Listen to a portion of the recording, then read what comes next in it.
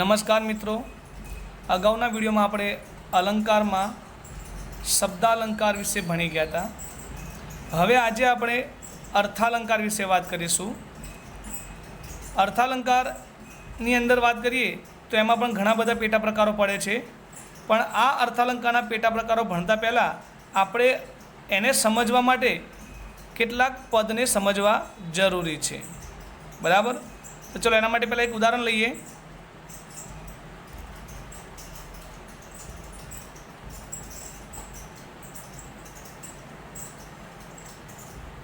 એક વાક્ય લખું છું કે સીતાનું મુખ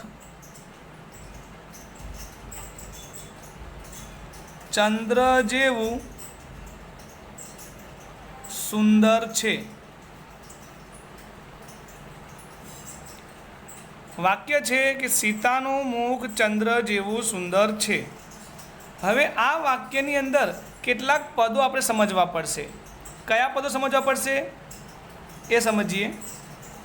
પહેલું છે ઉપમેય, બીજું આવશે ઉપમાન, ઉપમાન, ત્રીજું છે સાધારણ ધર્મ,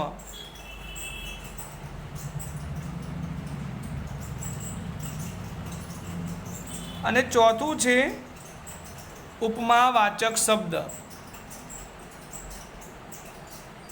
ઉપમાવાચક શબ્દ. પહેલી વાત કરીએ ઉપમેય. ઉપમેય એટલે શું કે વાક્યમાં કે પછી પંક્તિમાં જેની સરખામણી કરવામાં આવી હોય તે પદ, જેની સરખામણી કરવામાં આવી હોય તે. હવે આ ઉપરના ઉદાહરણમાં તમે જુઓ કે કોની સરખામણી કરી છે, તો એ છે સીતાના મુખની. કોની કરી છે? સીતાના મુખની. તો સીતાનું મુખ એ શું કહેવાય? એ ઉપમેય કહેવાય. શું કહેવાય? ઉપમેય. ત્યારબાદ વાત કરીએ આપણે ઉપમાન. ઉપમાન એટલે કે વાક્ય કે પંક્તિમાં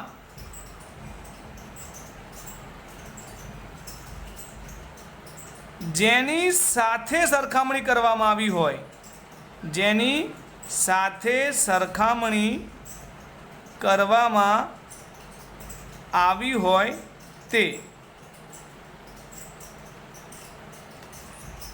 વાત કરીએ આપણે વાક્યમાં કે સીતાના મુખની સરખામણી કોની સાથે કરી, તો કે ચંદ્ર સાથે. જેની સાથે મતલબ ચંદ્ર સાથે. તો ચંદ્ર જે પદ છે એ ઉપમાન કહેવાય. શું કહેવાય? ઉપમાન. ત્યાર પછી વાત કરીએ આપણે સાધારણ ધર્મ. સાધારણ ધર્મ એટલે કે આપેલ વાક્ય કે પદમાં, પંક્તિમાં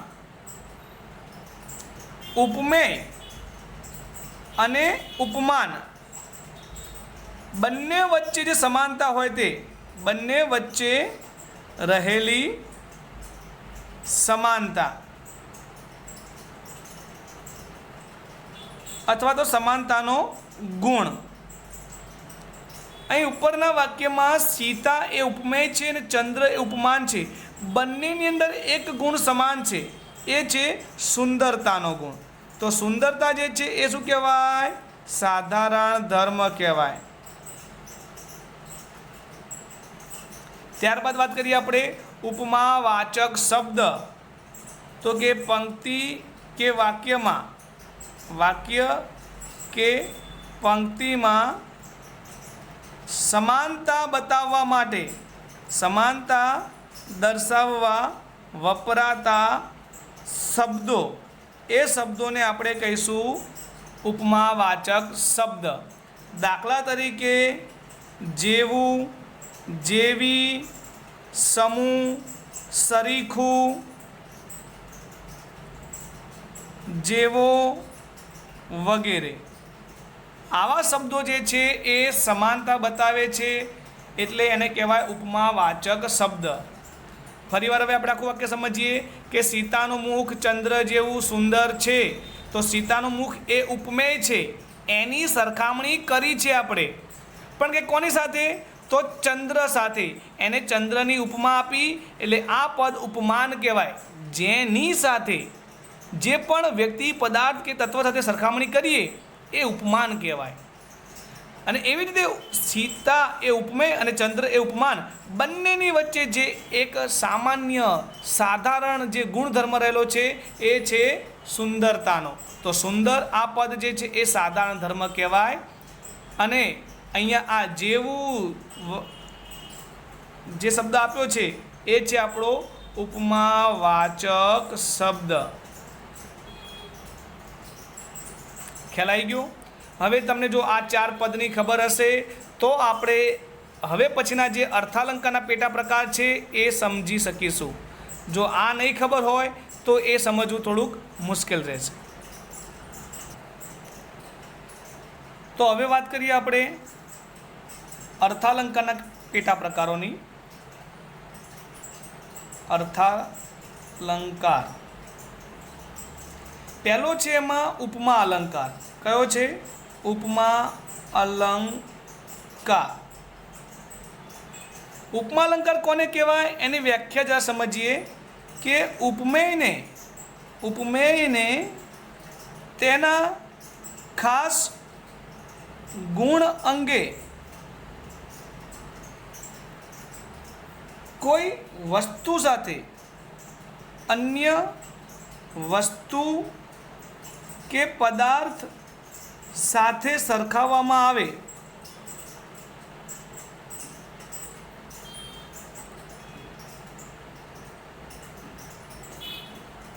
એટલે ઉપમેયને ઉપમાન સાથે, એટલે કે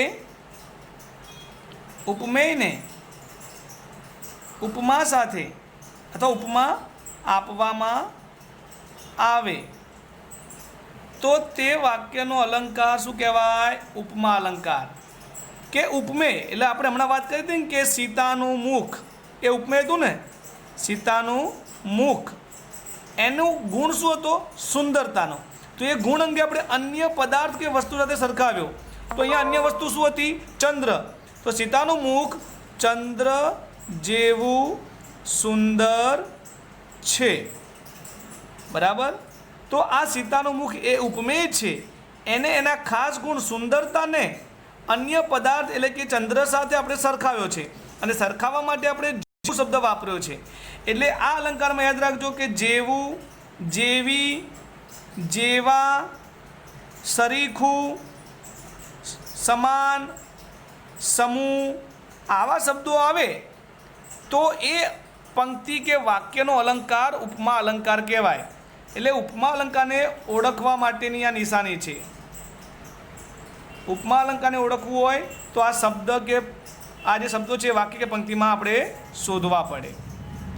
બીજો છે ઉત્પ્રેક્ષા અલંકાર.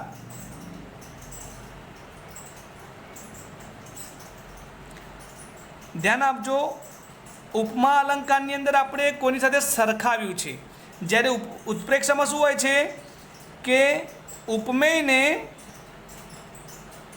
ઉપમા સાથે સરખાવવાને બદલે સંભાવના વ્યક્ત કરવામાં આવે છે.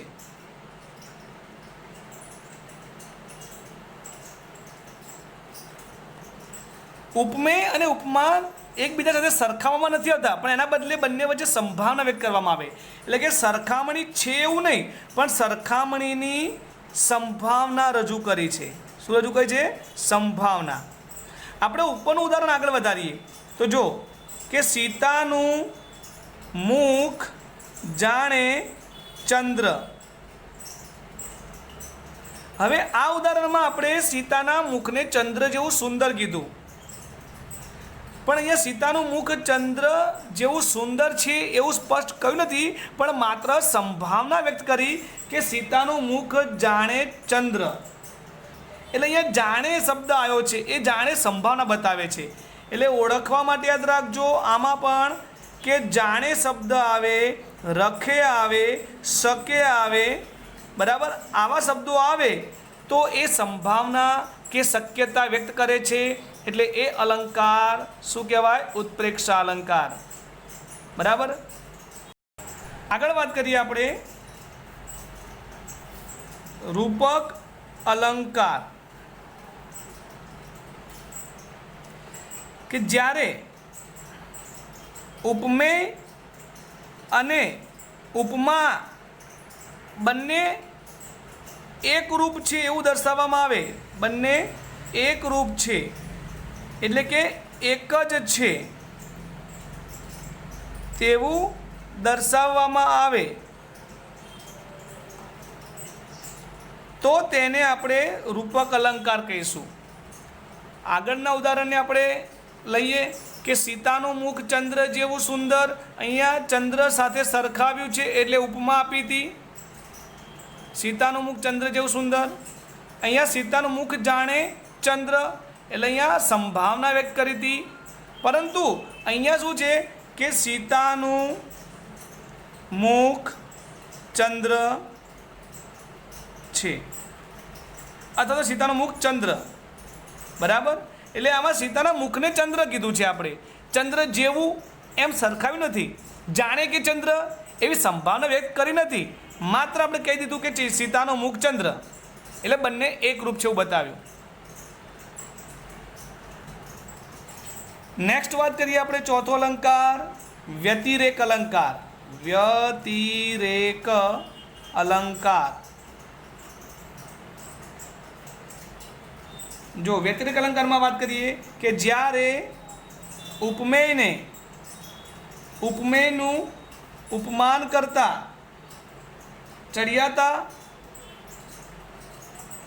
ઉપમેયને ઉપમાન કરતા ચડિયાતું બતાવવામાં આવે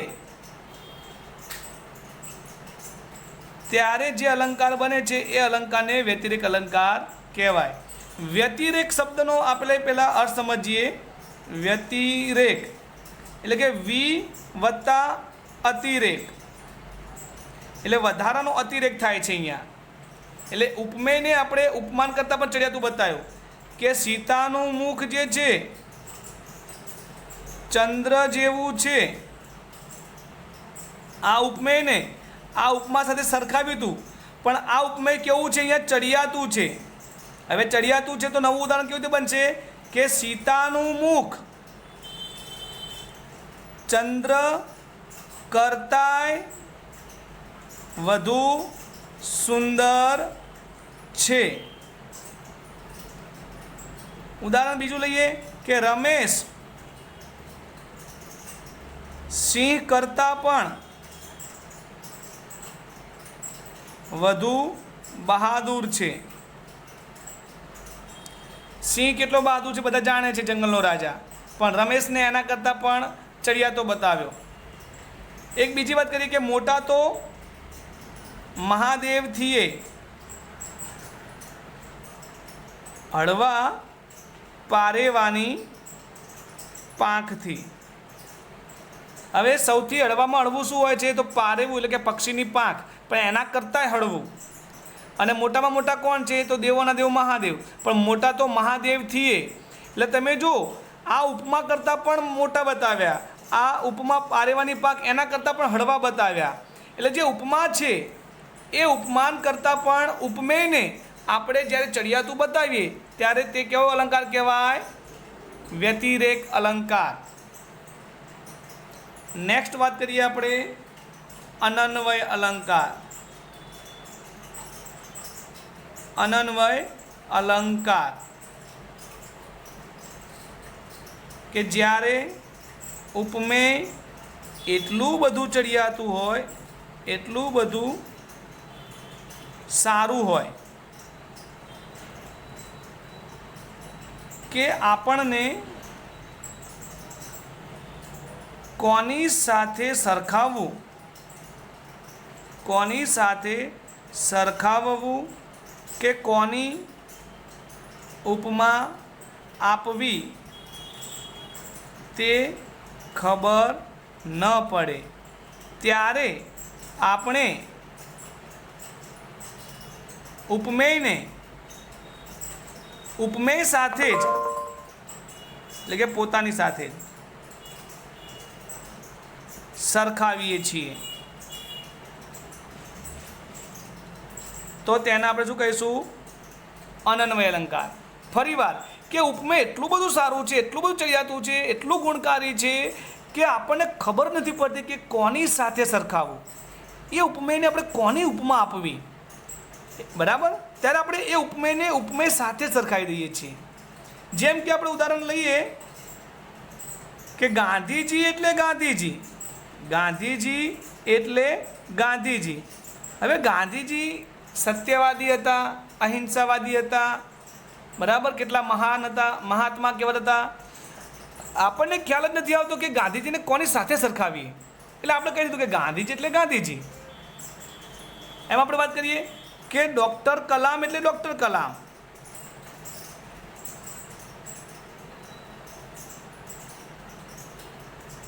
બરાબર, આવી રીતે તમે ઘણા બધા ઉદાહરણ જાતે લઈ શકો છો કે ઉપમેયને આપણે એ ઉપમેય સાથે જ સરખાવીએ. નેક્સ્ટ વાત કરીએ આપણે વ્યાજ સ્તુતિ અલંકાર.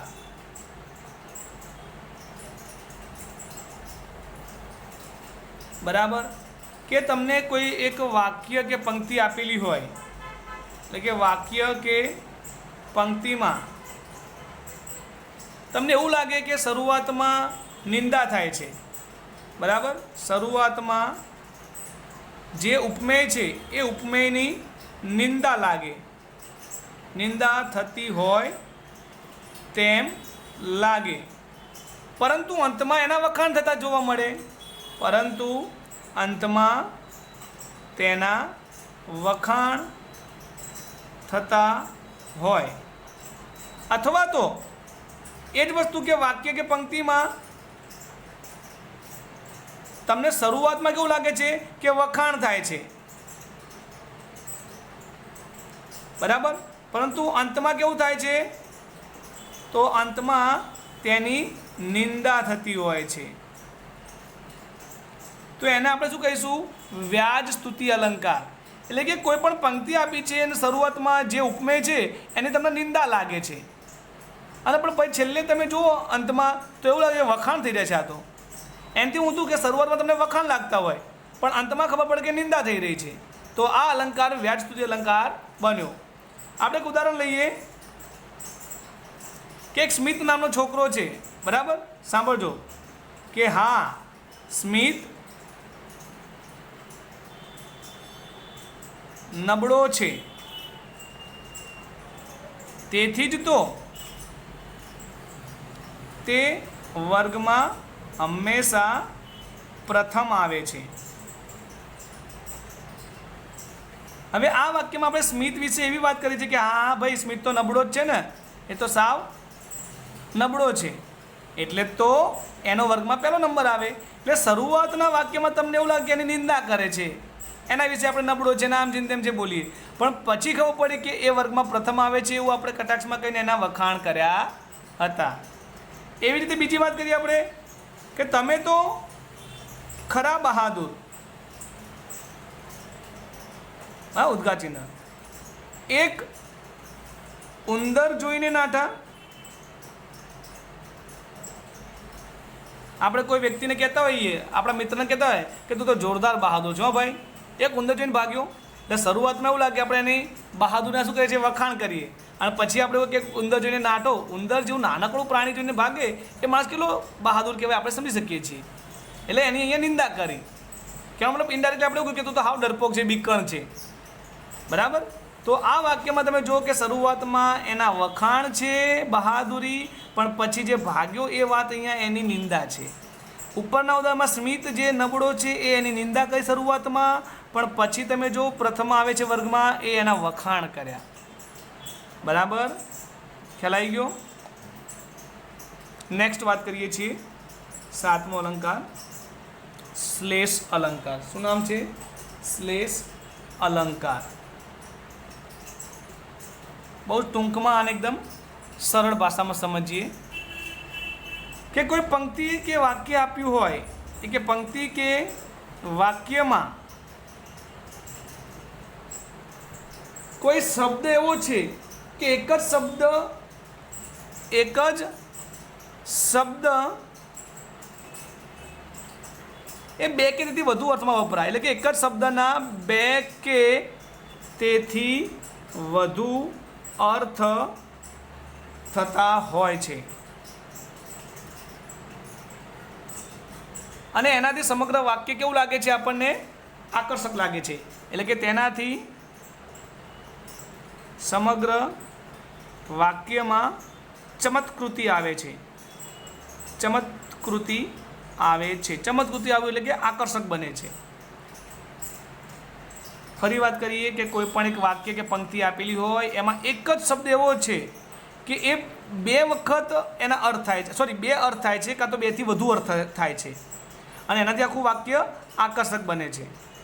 એક ઉદાહરણ સમજાવું તમને કે રવિને પોતાનો તડકો ન ગમે તો ક્યાં જાય. હવે આ વાક્યમાં તમે જુઓ કે રવિને પોતાનો તડકો ન ગમે તો ક્યાં જાય, એટલે રવિ આ એક શબ્દ એવો છે કે રવિ કોઈ વ્યક્તિનું નામ છે, વ્યક્તિનું નામ, અને એનો બીજો અર્થ શું થાય છે, રવિ એટલે સૂરજ કે સૂર્ય, બરાબર, કે સૂર્યને પોતાનો તડકો ન ગમે તો ક્યાં જાય, એટલે આ એક શબ્દના અહીંયા બે અર્થ આપ્યા છે, બરાબર. બીજું એક ઉદાહરણ લઈએ આપણે. બીજું ઉદાહરણ છે કે વર્ષા ખરેખર જીવનદાત્રી વિશ્વની. વર્ષા જે છે એ સમગ્ર વિશ્વની જીવનદાયીની, જીવન આપનારી છે, પણ અહીંયા વર્ષા એટલે કોઈ વ્યક્તિ છે અથવા તો વર્ષા એટલે વર્ષા ઋતુની વાત છે, વરસાદની વાત છે, બરાબર. બીજું એક ઉદાહરણ લઈએ કે મહેશ ખરેખર જગતમાં સૌથી શ્રેષ્ઠ છે. મહેશ જગતમાં સૌથી શ્રેષ્ઠ છે. મહેશ એટલે વ્યક્તિની વાત કરી અને મહેશ એટલે શું થાય, ભગવાન શંકર મહાદેવ જગતમાં સૌથી શ્રેષ્ઠ છે, એટલે શબ્દ એક છે, અર્થ બે છે, બે કે બેથી વધુ છે. છેલ્લે વાત કરીએ આપણે એક અલંકાર છે સજીવારોપણ અલંકાર.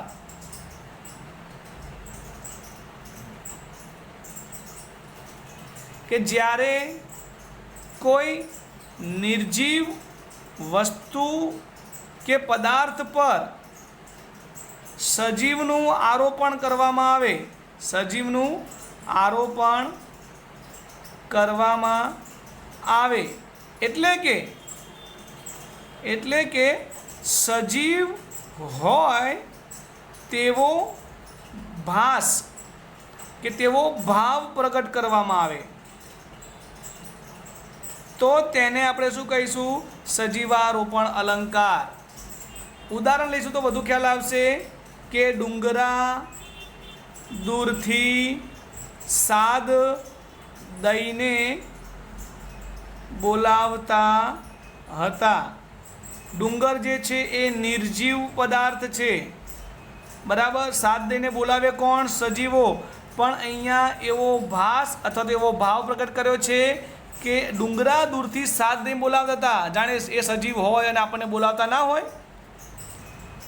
બીજી વાત કરીએ કે સડક પણ પડખું ફેરવીને સૂઈ ગઈ હતી જ્યારે હું ગામને પાદર પહોંચ્યો. રાત્રે જ્યારે હું ગામને પાદર પહોંચ્યો ને ત્યારે સડક પણ પડખું ફેરવીને સૂઈ ગઈ હતી, બરાબર. સડક કોઈ પ્રાણી કે માનવી છે કે પડખું ફેરવે, પણ ના, અહીંયા આપણે સડકને પણ એક સજીવ હોય એવો ભાવ પ્રગટ કર્યો છે, એટલે આ નિર્જીવ વસ્તુમાં સજીવનું આરોપણ કર્યું છે આપણે, એટલા માટે એને શું કહેવાય, સજીવારોપણ અલંકાર. ઓકે મિત્રો, અહીંયા અલંકારનો ટૉપિક પૂરો થાય છે. આવા જ વિડીયો જોવા માટે અને અન્ય ટૉપિક સમજવા માટે જોતા રહો અમારી યુટ્યુબ ચેનલ. નેક્સ્ટ હવે આપણે કદાચ સમાસ, વિભક્તિ, છંદ આવા ટૉપિકની ચર્ચા કરીશું. તો અમારી ચેનલ પર બન્યા રહો.